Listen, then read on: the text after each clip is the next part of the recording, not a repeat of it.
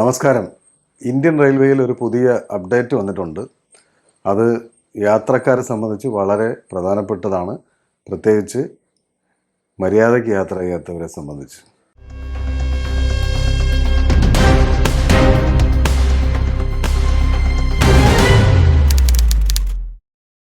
Jan Vishwas act 2026 ഇതാണ് ആക്ടിൻ്റെ പേര്.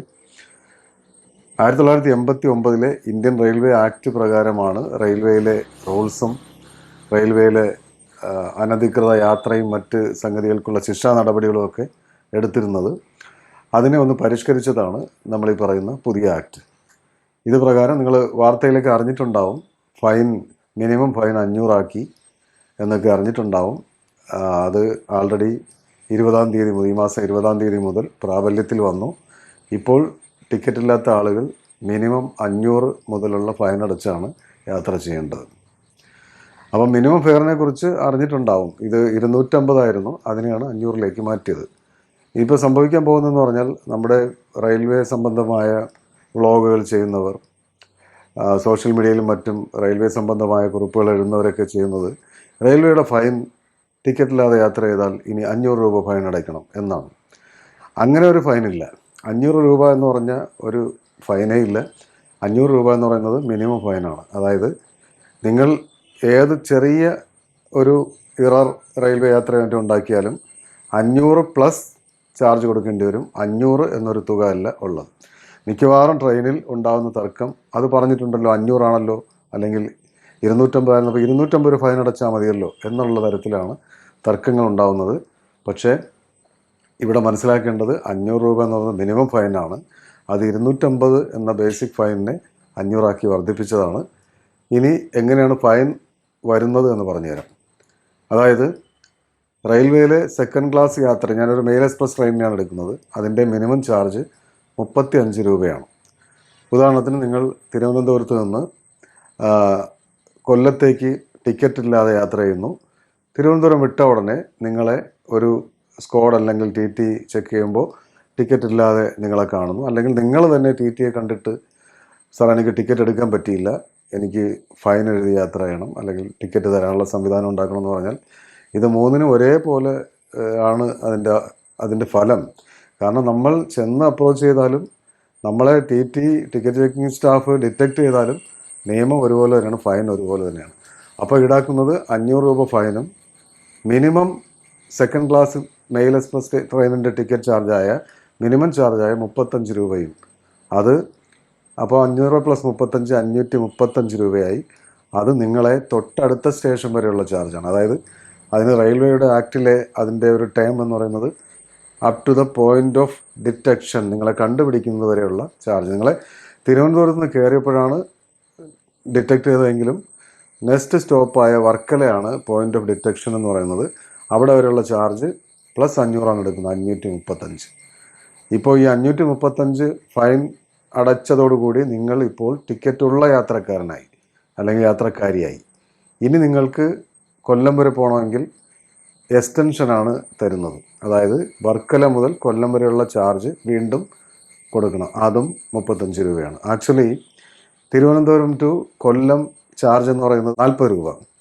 പക്ഷേ നിങ്ങൾ ഫൈൻ അടയ്ക്കുമ്പോൾ ചെയ്യുന്നത് 500 പ്ലസ് 40 രൂപയല്ല, പകരം 500 പ്ലസ് 35 വീണ്ടും 35, അങ്ങനെ 500 പ്ലസ് 35 പ്ലസ് 35 570 രൂപയായിരിക്കും Thiruvananthapuram Kollam second class mail എക്സ്പ്രസ്സിൽ യാത്ര ചെയ്യുന്ന ടിക്കറ്റ് ഇല്ലാത്തവർ യാത്രക്കാർ കൊടുക്കേണ്ടി വരുന്നത്.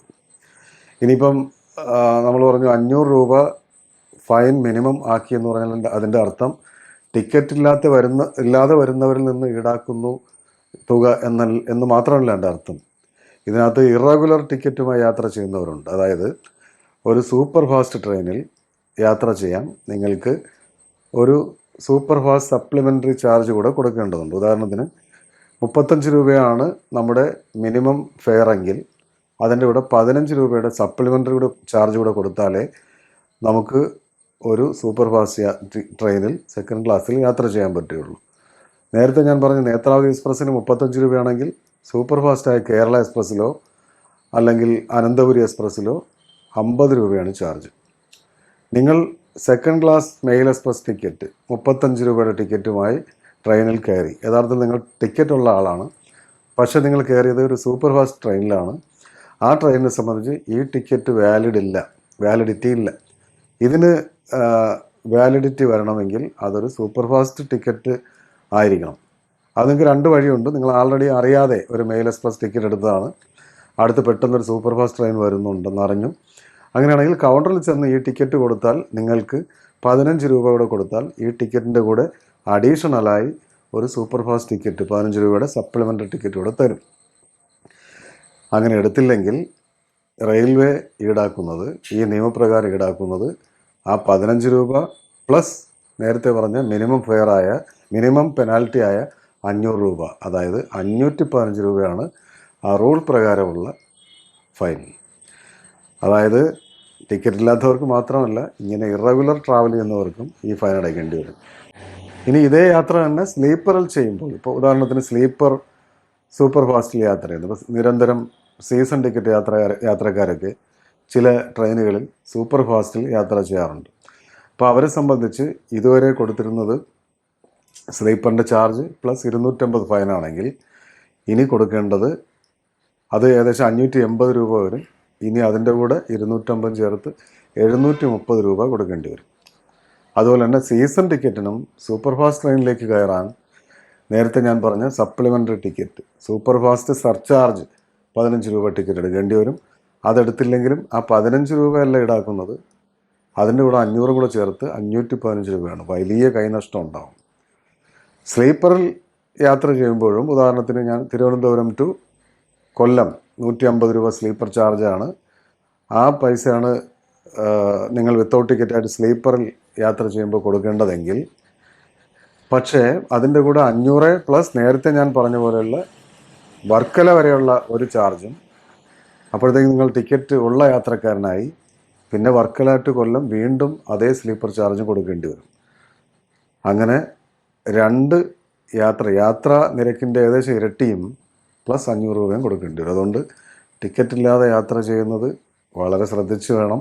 അങ്ങനെ അത്ര യാത്ര ഒഴിവാക്കണം.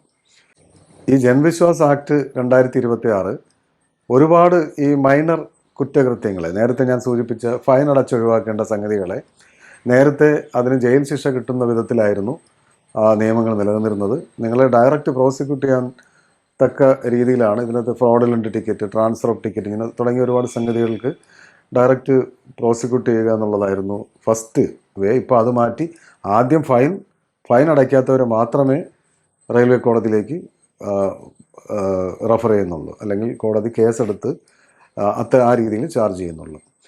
വലിയൊരു മാറ്റം വന്നിട്ടുള്ളത് നമ്മുടെ സ്മോക്കിംഗ്. നിലവിൽ 200 രൂപയായിരുന്നു ചാർജ്, അത് ഇപ്പോൾ ചെറിയൊരു വർധന വന്നിട്ടുണ്ട്, 2000 രൂപ ആക്കി മാറ്റിയിട്ടുണ്ട്. അപ്പോൾ അത് വളരെ ശ്രദ്ധിക്കണം. അത് മറ്റൊരു സംഗതി എന്ന് പറഞ്ഞാൽ, ഇപ്പം വന്ദേ ഭാരത് പോലെയുള്ള ട്രെയിനിൽ നിങ്ങൾ സ്മോക്കിംഗ് ചെയ്താൽ സ്മോക്കിങ്ങിനും ചാർജ് ചെയ്യും, പ്ലസ് ലിറ്ററിങ്ങിനും ചാർജ് ചെയ്യും. അവിടെ നിലം വൃത്തികേടാക്കുന്നതിനുള്ള ചാർജ് 500 രൂപ പിന്നെയും ചെയ്യും. അതായത് 2000 അവിടെ നിന്ന് പുറത്ത് കളയാനുള്ള സംഗതിയൊന്നും ഇല്ലല്ലോ. അപ്പോൾ 2000 പ്ലസ് 500 രൂപ വരെ ലിറ്ററിങ്ങിൻ്റെ ചാർജും ഈടാക്കാവുന്നതാണ്. അതുപോലെ തന്നെ കോച്ചുകളിലേക്ക് കയറുമ്പോൾ ശ്രദ്ധിച്ച് കയറണം. പഴയതുപോലെയല്ല, ലേഡീസിന് വേണ്ടി ഇയർമാർക്ക് ചെയ്ത കോച്ചുകളുണ്ട്. ലേഡീസ് കോച്ചിലേക്ക് കയറിയാൽ 2500 രൂപ. ആണുങ്ങൾ അൺആതറൈസ്ഡ് ആയിട്ട് ലേഡീസ് കോച്ചിൽ കയറിയാൽ 2500 രൂപ ആണ് പുതിയ ഫൈൻ. അപ്പോൾ ഇത്രയുമാണ് റെയിൽവേ ജൻവിശ്വാസ് ആക്ട് 2026 കുറിച്ചുള്ള അപ്ഡേറ്റ്. വളരെ സേഫായി യാത്ര ചെയ്യുക, ടിക്കറ്റ് എടുത്ത് യാത്ര ചെയ്യുക. എല്ലാവർക്കും നല്ല യാത്ര ആശംസിക്കുന്നു.